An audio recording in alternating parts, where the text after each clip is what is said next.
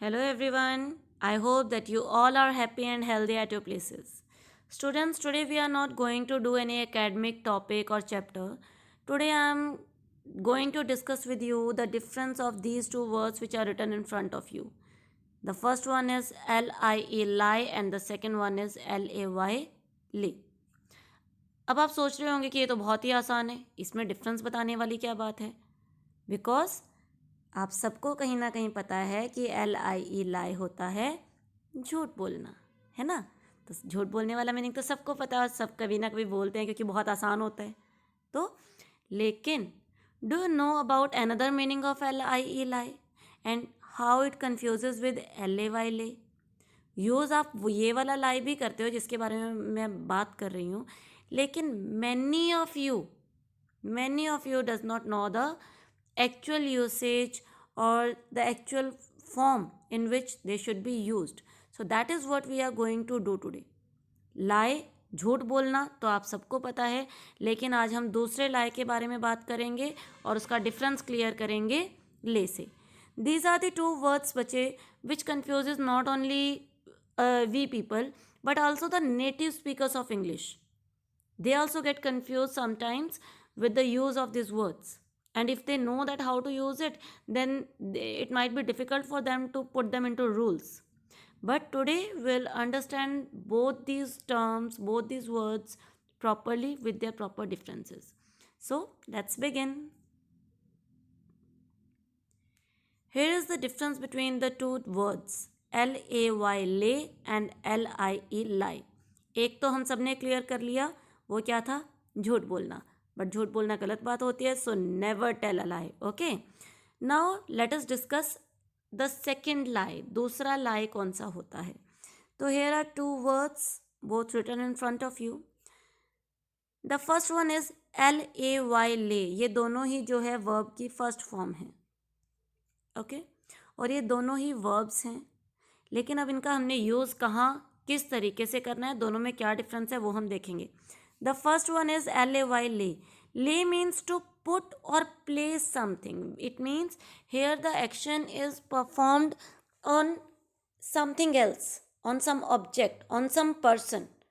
हम अपने ऊपर कोई एक्शन परफॉर्म नहीं कर रहे, we are doing this action with something or somebody else. तो ले का अगर हम एक्चुअल में बात करते हैं, ले मीनिंग होता है कोई चीज़ रखना या लेटाना. So it means to put something in a flat और horizontal position. To put something, रखना किसी चीज़ को.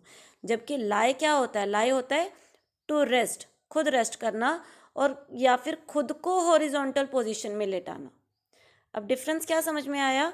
लाई में हम क्या कर रहे हैं? लाई में हम खुद को लेटा रहे हैं, खुद को उस पोजीशन में हम कर रहे हैं.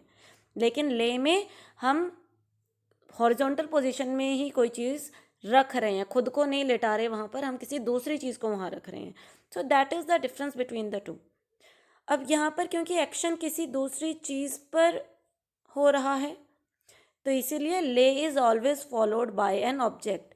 तो ले का क्या होगा? हमेशा एक ऑब्जेक्ट होगा, क्योंकि ऑब्जेक्ट क्या होता है? जिसके ऊपर action, that is the receiver of the action. Transitive intransitive verb में हमने सारा डिटेल में किया है कि ऑब्जेक्ट क्या होता है, डायरेक्ट इनडायरेक्ट ऑब्जेक्ट क्या होती हैं. तो ले क्या है? ले हमारी ट्रांजिटिव वर्ब होगी जिसका कि डायरेक्ट ऑब्जेक्ट होगा.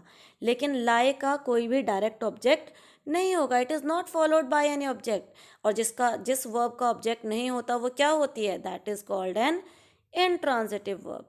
तो आई होप यहाँ पर आपको इतना डिफरेंस क्लियर हो गया होगा कि लाई क्या है. लाई इज जब हम खुद को, LIE लाई, जब हम खुद को हॉरिजॉन्टल पोजीशन में लेटा रहे हैं, रेस्टिंग फॉर्म में लेटा रहे हैं, और इसका कोई भी ऑब्जेक्ट नहीं होता. जबकि ले में हम हॉरिजॉन्टल पोजीशन की बात कर रहे हैं, but we are putting something else और somebody else in that position. हम किसी बेबी को लेटा रहे हैं, हम बुक्स रख रहे हैं, हम कोई सामान रख रहे हैं, तो वहाँ पर हम यूज़ करेंगे ले. अब यहाँ पर ये यहीं पर फिनिश नहीं हुआ. अब आप सोचें कि लो जी टॉपिक हो गया है क्लियर, लेकिन अब हम इसके फॉर्म्स ऑफ वर्ब के बारे में अगर बात करेंगे, तो फॉर्म्स ऑफ वर्ब की बात करते हैं तो देखो, हमने लाई दो किए. एक जो आप सबको पता था, दैट इज़ झूठ, है ना. एक लाई हमने अभी अभी समझा जिसका मतलब है लेटना, खुद को हॉरिजॉन्टल पोजीशन में जब हम वी लाई डाउन. तो और तीसरा है ले. यानी लेटाना या रखना। अब हम इनके फॉर्म्स ऑफ वर्ब की बात करते हैं तो लाई, जो झूठ बोलने वाला लाई है, उसकी जो सेकेंड फॉर्म ऑफ वर्ब है दैट इज LIE, और पीछे सिर्फ आप डी ऐड कर देंगे, लाइड, और past participle form is also laid. And its fourth form of verb that is present participle, या जिसको हम ING फॉर्म भी बोलते हैं, तो वहाँ पर IE कट होके आप क्या कर देंगे, LYING। लेकिन वहीं जो LIE लेटना वाला है, यानी खुद जब आप किसी पोजीशन पे जा रहे हो, खुद कोई चीज़ अपनी पोजीशन में पड़ी है, तो वहाँ पर हम यूज़ करेंगे LAY. The second form will be LAY. Now don't get confused with this lay and this lay. अब इन दोनों को कैसे पहचानना है उसके बारे में भी हम बात करेंगे बाद में, लेकिन पहले हम इनकी फॉर्म ऑफ वर्ब देखते हैं। तो लेटना वाला जो लाए है उसकी सेकेंड फॉर्म ऑफ वर्ब है lay, and third form of verb is lain. और लेन तो ऐसा वर्ड होगा मेरे ख्याल से जो बहुत कम ही किसी ने सुना होगा या यूज़ किया होगा, but it's third form of verb is LAIN, lane.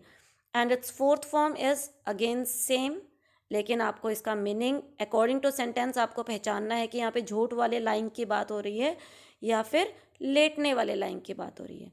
The third verb is LAY, lay. Lay की सेकेंड फॉर्म होती है laid, and third form is also same. हाँ, फोर्थ फॉर्म में डिफरेंस है, ले का ले रहेगा, आगे आप ING ऐड कर देंगे तो it is laying. Clear? So this is the difference between the forms of verb of these three verbs.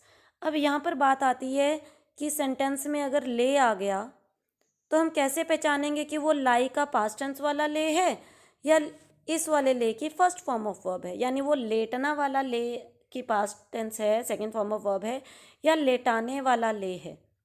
अब उसको पहचानने के लिए सिंपल सी बात है, अभी मैंने थोड़ी देर पहले आपको बताया था कि LI ले जो है इंट्रांजिटिव वर्ब है, इसका कोई ऑब्जेक्ट नहीं होता, लेकिन जो LAY ले है ये एक ट्रांजिटिव वर्ब है, इसका आपको ऑब्जेक्ट मिलेगा। तो आप सेंटेंस रीड करो, देखो is this verb has any receiver, क्या इसका कोई ऑब्जेक्ट है? अगर ऑब्जेक्ट है तो इसका मतलब कि वो वर्ब की फर्स्ट फॉर्म है और उसका मीनिंग रखना या लेटाना है। लेकिन अगर उसका कोई ऑब्जेक्ट नहीं है तो it means it is the past tense of LIE lay या LIE लाई, यानी कि लेटना। तो friends, I hope that this concept is properly clear to you all. I'll come again with such topics for you all. Till then, all of you take care and have a good day.